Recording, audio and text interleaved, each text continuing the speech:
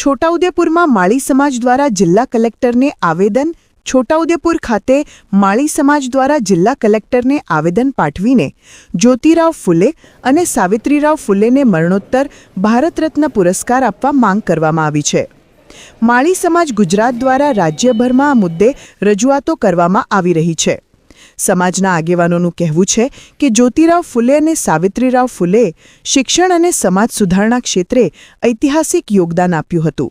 ખાસ કરીને મહિલા શિક્ષણ અને સમાજમાં સમાનતાના સંદેશ માટે તેમના કાર્યને રાષ્ટ્રીય સ્તરે યોગ્ય સન્માન મળવું જોઈએ। આવેદન દરમિયાન સમાજના પ્રતિનિધિઓએ સરકારને આ માંગ પર સહાનુભૂતિપૂર્વક વિચારણા કરવા અપીલ કરી હતી। રિપોર્ટર ઇમરાન મિર્ઝા। અમે છોટાઉદેપુર જિલ્લામાં માળી સમાજ દ્વારા મહાત્મા જ્યોતિરાવ ફૂલે સાવિત્રીબાઈ ફૂલેને ભારત રત્ન આપવાની માંગ માટે કલેક્ટર ઓફિસે આવેદનપત્ર આપવા આવ્યા છે। બોડેલી, પાવીજેતપુર, સંખેડા અને આ પ્રોપર છોટાઉદેપુર।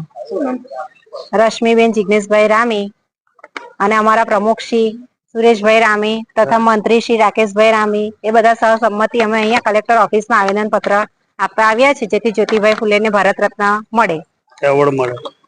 મહાત્મા જ્યોતિરાવ ફૂલે અને સાવિત્રી ફૂલેને ભારત રત્ન આપે એવી અમારી માંગ છે। એવોર્ડ આપે। અમે આયા બોરેલી થી જેતપુર, પાવી, સંખેડા, છોટાઉદેપુર। અમે કલેક્ટર ઓફિસ છોટાઉદેપુર।